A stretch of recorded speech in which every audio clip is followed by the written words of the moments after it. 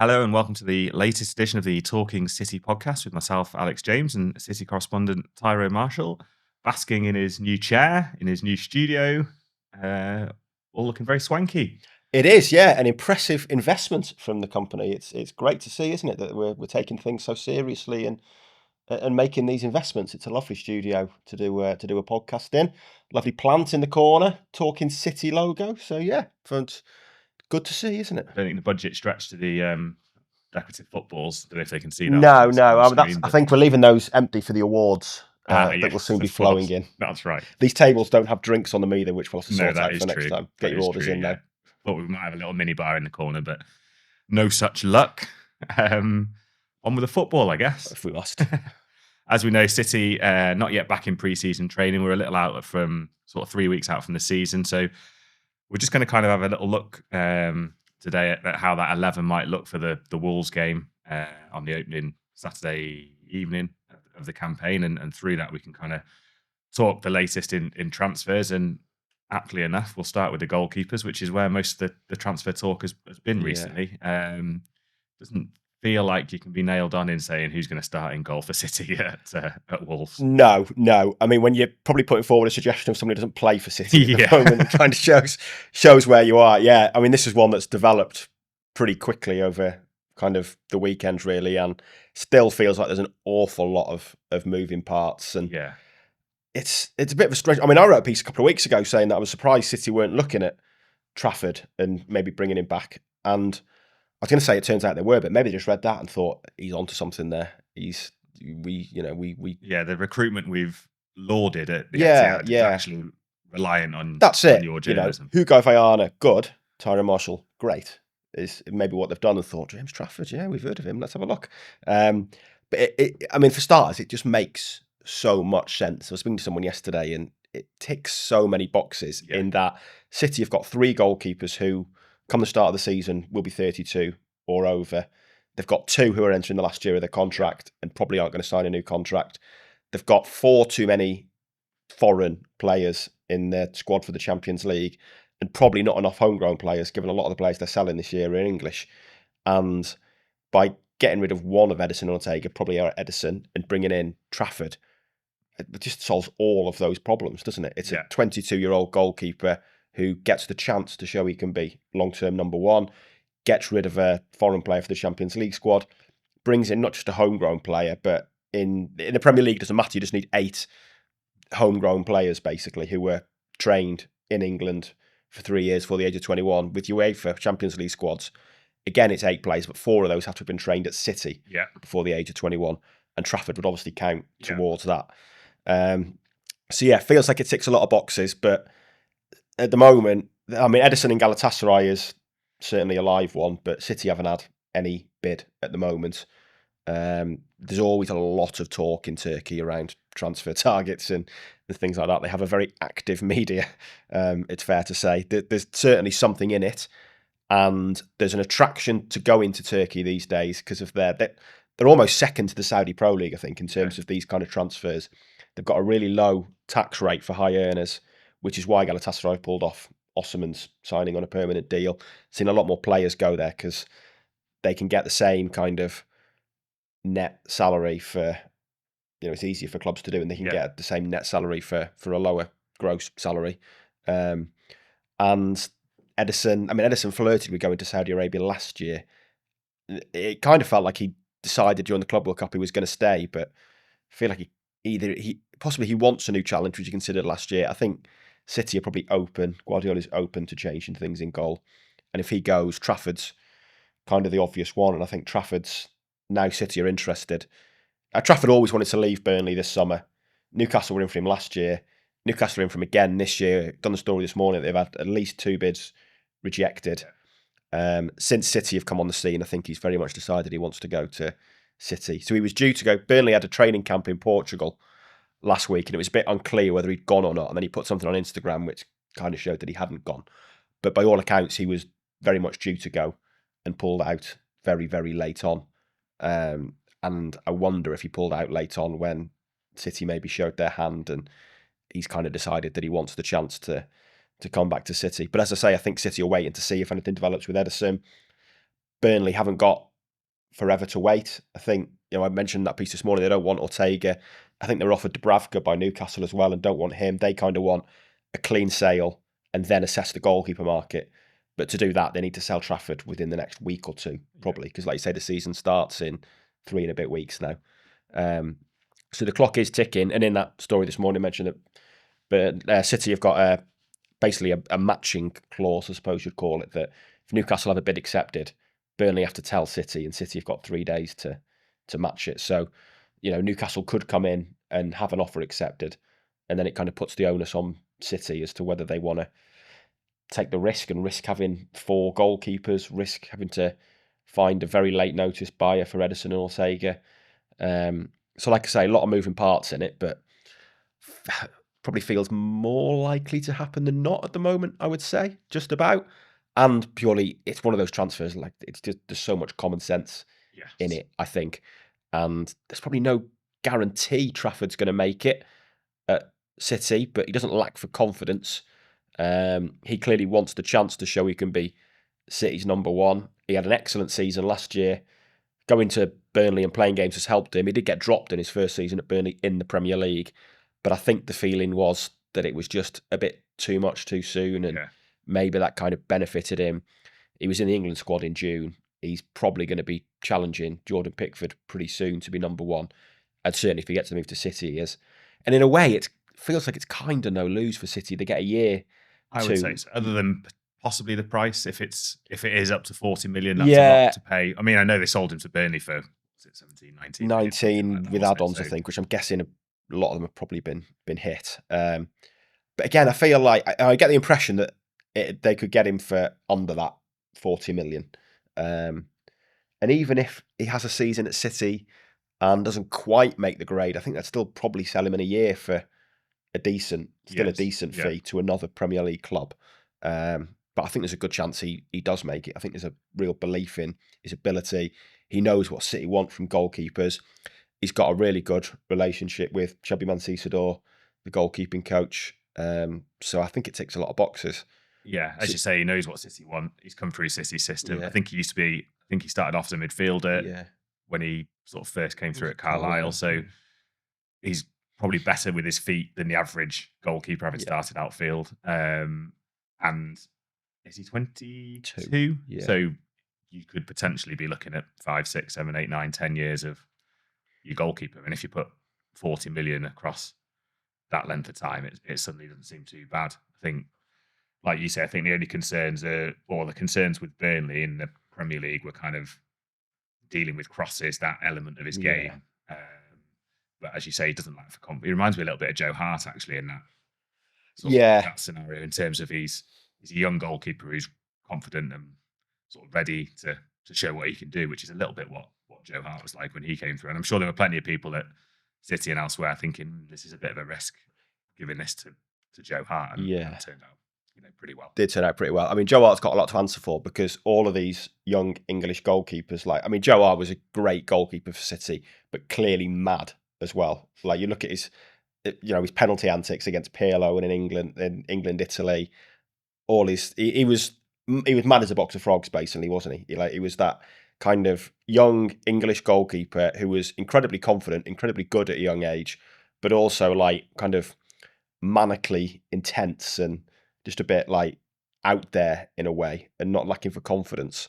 And you look now and Pickford's like that, I think. Ramsdale's like that. Maybe we're saying Trafford's a bit like that. All these young English keepers that grew up watching Joe Hart are now I want to be like that as well. And they're all just a bit crazy. And maybe all goalkeepers are a little bit crazy. I mean, there's no doubt it's a huge leap for him, going from Burnley's number one in the Championship, I guess, to City's number one. But like I said, there's a lot of excitement about him. There's a lot of reasons to think it would work. And if they get it right, like we say, he's 22. That's incredibly young to be a number one goalkeeper at a club like City. And if he does make it, like I say, it solves so many problems with homegrown players and things like that. To have a homegrown number one for maybe a decade would be huge. And it, like I say, it feels just a bit of a free roll of the dice in the way to it does, to give it a go. It feels like if Ederson's going to go, this is probably the summer. I know they're not going to make huge money, but it's the summer to make some money. Yeah. It's probably the right time to just to change the guard, if you like, goalkeeper wise. And I think if Ederson goes and Ortega stays, you make Trafford your number one. But if you decide at some point it needs to come out the firing line, Ortega's played enough for City to know that he can be relied on. Yeah. We've seen Ortega start, and I mean, at one point there was a discussion around, could Ortega usurp Ederson, and it didn't quite happen for Ortega last year, as it didn't for. I mean, I'm not sure Ederson had his best season, and Ortega probably played more games last season than he did the year before, actually, when there were sort of these claims that he could be number one, but certainly one to keep an eye on. And I think if we were, as you said, we're kind of penciling in the team for the first day of the season with a player who doesn't actually play for City at the moment. Well, it could be. It could be Trafford, Ederson, or Ortega. I guess. Couldn't it? Looking at it, they could sign Trafford and decide to start with Ortega, or Ederson could still be here. So, hard to know. I mean, I would maybe. Are you ruling out Bettinelli? I'm ruling out Bettinelli. Yeah, he's just good vibesman, and that's the role of a third choice keeper these days. Just good vibesman and good in training, which apparently he is. He filled that role very well at Chelsea. But yeah, I'm ruling him out. If I was picking, I don't know. I mean, maybe I would lean towards Trafford because it just feels like I think it's more likely than not to get done. Yeah. But I mean, it could be any of the three. Yeah. Really. Yeah, or possibly none of them. Well, maybe. Yeah. Maybe there's something we haven't heard of or discussed yet. Yeah. And then defensively, I think obviously Ryan Aït-Nouri has come in as the first left back for what feels like a generation. Yeah. He seems nailed on to start on the left side. It's the other fullback position where the question marks are on. Again, that ties in nicely to a bit of transfer news that you've been across this week with Tino Livramento at Newcastle. Yeah, basically City saying that they haven't. I think they were certainly interested in him, but haven't made a bid and don't intend to make a bid. I think Newcastle are either close to or certainly offer him a long-term contract to stay now. I think this is one that probably died when Newcastle qualified for the Champions League, to be honest, in the same way that maybe Liverpool's chances of signing Isak did. Once Newcastle were in the Champions League, it eases so many of their financial worries. Without that, maybe they would have had to sell one or both of Livramento and Isak. Once they're in, that kind of PSR uncertainty almost goes away for them, or certainly eases to a huge, huge degree. And I think there was figures of 65 million being quoted in some places for Livramento earlier this week. Like City have no intention of making a bid along those lines. Again, you can see why they're interested because he's an English player. But yeah, I mean, right back is probably still one to watch for the rest of the window. It does feel like they need. It feels like they need a right back, unless Matheus Nunes and Rico Lewis shared it last season today, and Rico Lewis started the season really, really well. Matheus Nunes probably ended the season pretty well, certainly in an adopted position. Neither of them feel like Nunes doesn't feel like a long-term right back solution to me. No, I guess Lewis could be, given he's a bit younger and he is more of a right back than Nunes is. Yeah, and then there might be an argument for a John Stones or an Akanji or somebody, especially if you're going to have Aït-Nouri on the left, who is going to be a more advanced, and City then go into a little sort of back three when they've got the ball in attacking areas. But I'm not sure it's Stones' best position either. No, I mean, Stones did really well there in that Champions League run, but that was kind of the era of 4 centre-backs, and it feels like we've kind of moved on a bit from that, and I think Stones has got a lot of questions to answer about fitness. Nunes and Lewis probably both want to play in midfield.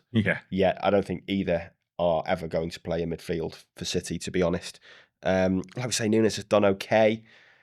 I mean, there's a certain irony that they've signed a left-back after 7 years in the very same summer that now right-back has become the problem position. And they're going to shoehorn all these midfielders in at right-back like they did at left-back for so long. In terms of the playing someone else there, I think Kusanov would be an argument, to be honest. Pep has said he can play there. And the one thing that defence lacks is pace. Yes. Diaz and Gvardiol, I think, look like a nice partnership in terms of aerial ability, complement each other, combativeness, both good on the ball in different ways. There's a lot to like about them, apart from that lack of pace. And for all Kyle Walker's faults, especially over the last 12 months or so, his recovery pace allowed City to play the way they do for years, really, to play that high line, and he would get back and he would nullify counter-attacks. without that, if you're playing Nunes, Aït-Nouri, Guardiola and Diaz, feels like there's a real chance of getting exposed there, as we saw Al Hilal do in that Club World Cup game. Yeah. Well, we saw it. Crystal Palace sticks in my memory in the league at the Etihad, but we saw it plenty of times last season where City were, and Diaz he is not a comfortable high line defender.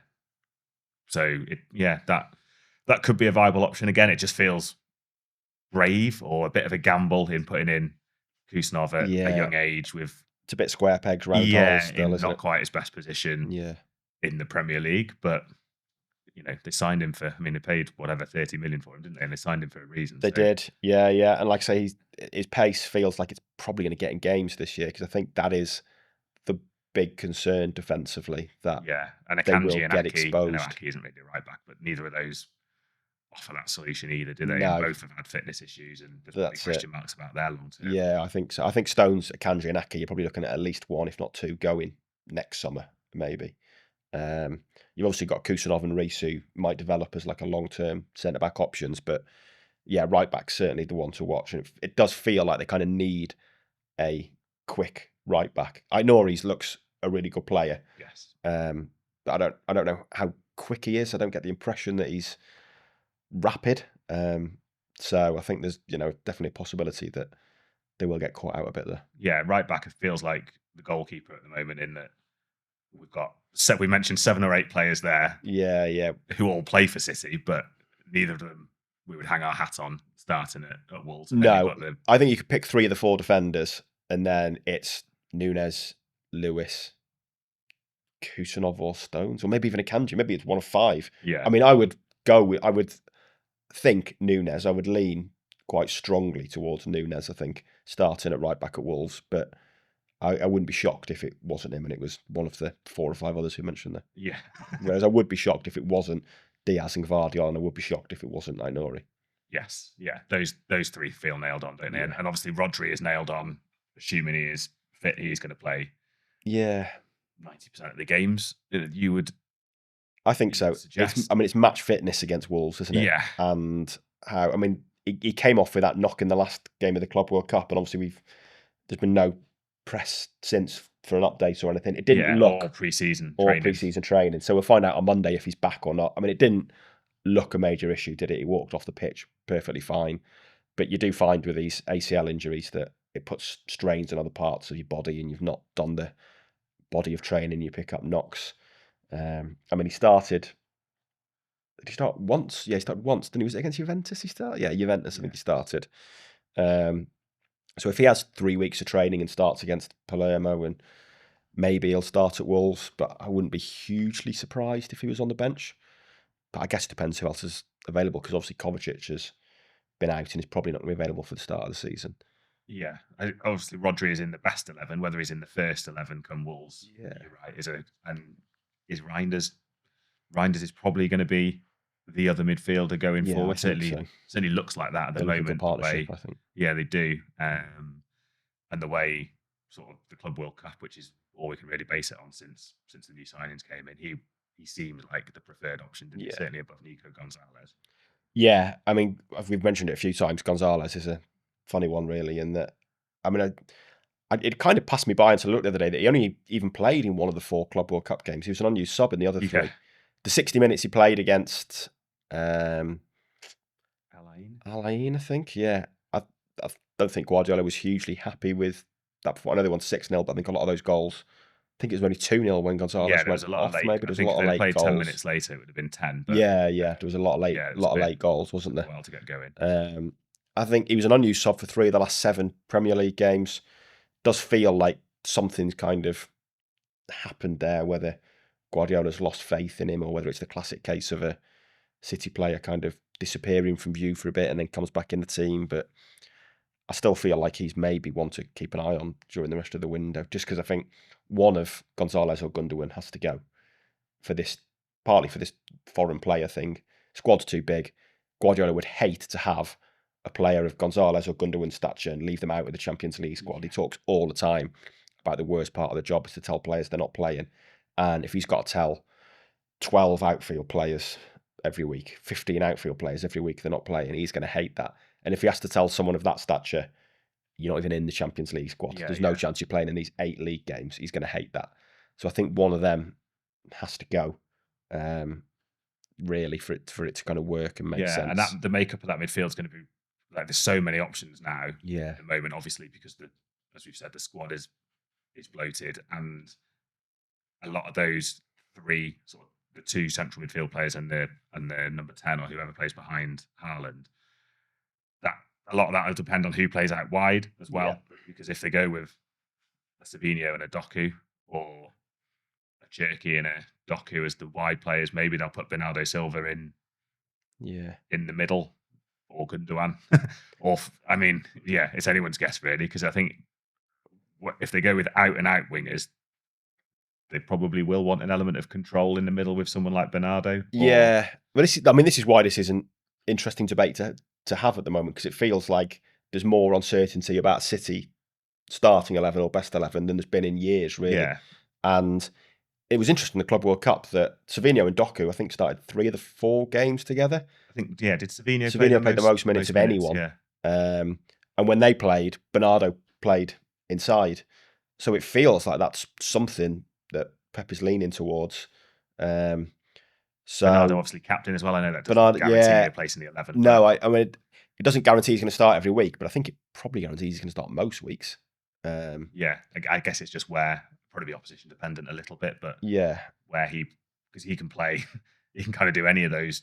Yeah, well, he could play on the right. He could play with Rodri, and Reinders doesn't play. I would, if Rodri was available, I would have a guess that the midfield against Wolves would be Rodri, Reinders, Bernardo. But like I say, it's so conditioned by who plays out wide. Because that number 10 role, you could have Bernardo, Cherki, Foden. When you come to the attack, you've got Marmoush. It just, for a lot of these positions, it feels like there's so much debate and uncertainty around them. I don't know if Savinho and Doku would be my first choice wingers. I think Doku would be on the left. Don't know about Savinho.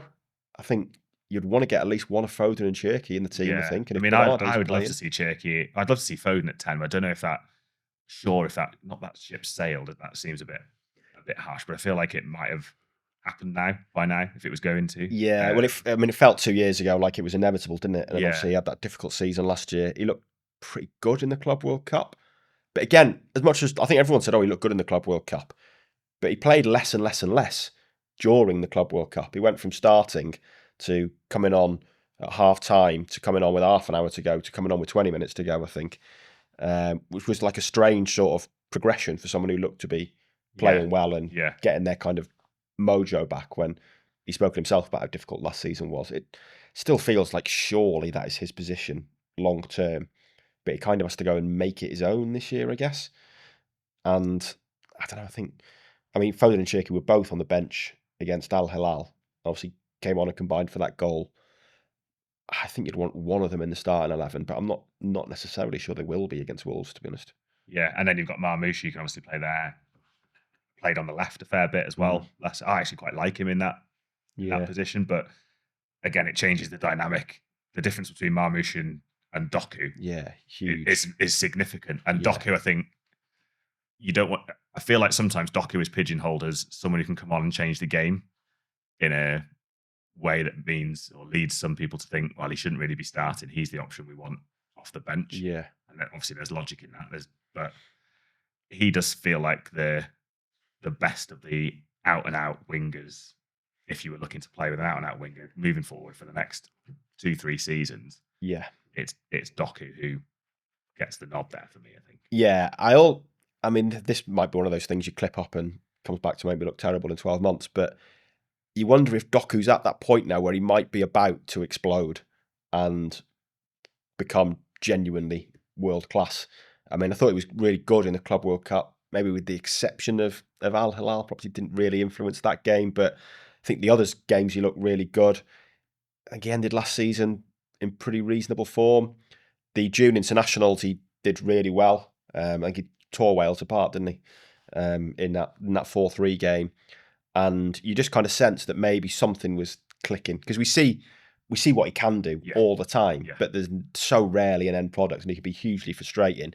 If he can do that, put that dribbling together with an end product, and it suddenly clicks, he could go stratospheric, couldn't he? If that all clicks, because there's so few players in the world with he's a that dribbling throwback ability. player, Yeah, and his dribbling is yeah, among the top dribblers in definitely. Europe, I would Yeah, say. And I guess the other thing to factor in is the Aït-Nouri on the left partnership. Well, I guess partnership with Doku.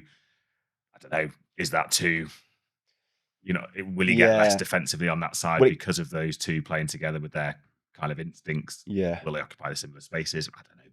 It kind of felt when they played together in the Club World Cup that Aït-Nouri played more in field and that inverted role, and did it pretty well. I mean, he set Doku's goal up against Juventus, I think, from that position, coming in kind of almost as a number 8 and played that really good through ball for Doku. And the game that Doku didn't play, I can't remember who played there now, but it wasn't a natural winger. And I think it was Al Ain, wasn't it? And Aït-Nouri just bombed up and down the left. Yeah. So you wonder if he could do both. Like if Marmoush plays there, Marmoush isn't going to hug the left touch line. He's going to play heavily in field. And Aït-Nouri probably plays as almost an attacking fullback / wing back. If Doku plays, he probably plays that more inverted role. But I would want to give Doku a run of games at the start of the season, to be honest, just to see if this is the moment where it's kind of all coming together for him and he can go to another level. But it does kind of complicate things further in that you've got, Marmoush is an elite level backup for Haaland, isn't he? Speaking about Liverpool signing Ekitike this week for 10 million more than Marmoush. I mean, Marmoush got more goals and assists in half the games at Frankfurt last year than those two. And he left in January and he got more goals and assists than Ekitike. So it shows what a great player he is. But you can't sit him on the bench next season for...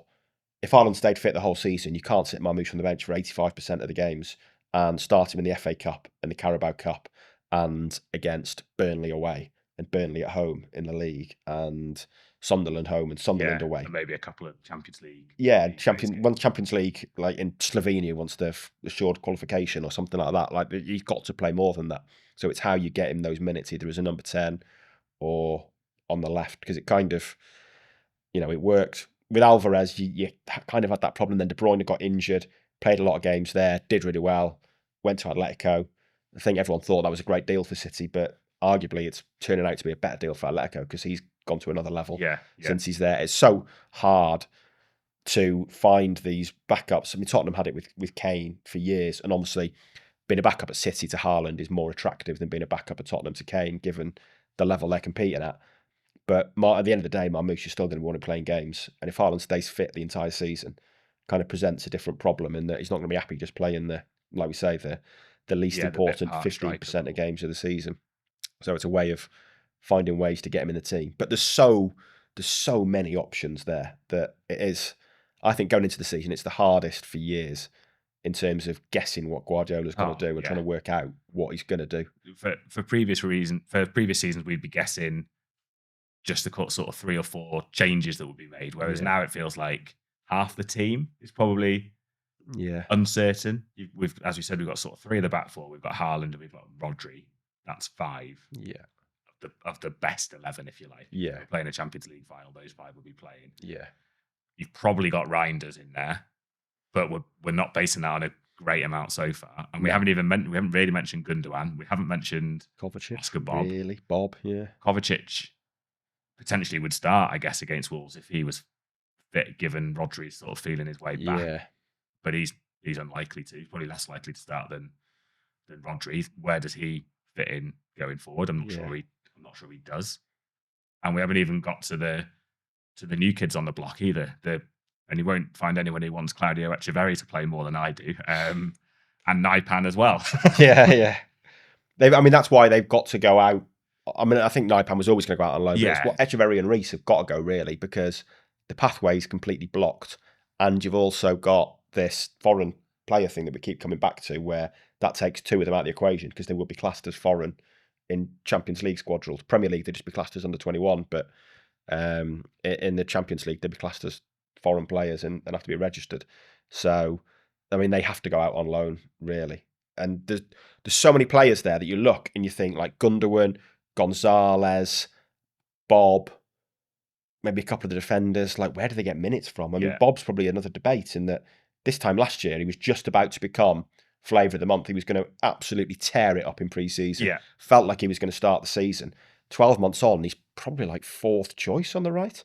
Like, where do his minutes come from? Maybe it makes sense for a loan move for him somewhere, because it feels like after that injury he needs to go and play. And I just don't think there's room at City for him at the moment where he plays. No. And I don't know how long we've been discussing this now, 20 minutes, and I'm not sure we're any closer to picking an 11 for the Wolves game than we were when we started. No, exactly. There's a lot of uncertainty and moving parts there, isn't there? Yeah, and as you say, the loan market, it feels like City are going to have to move 4 or 5 on, and we'll see over the coming weeks how much of that comes to fruition.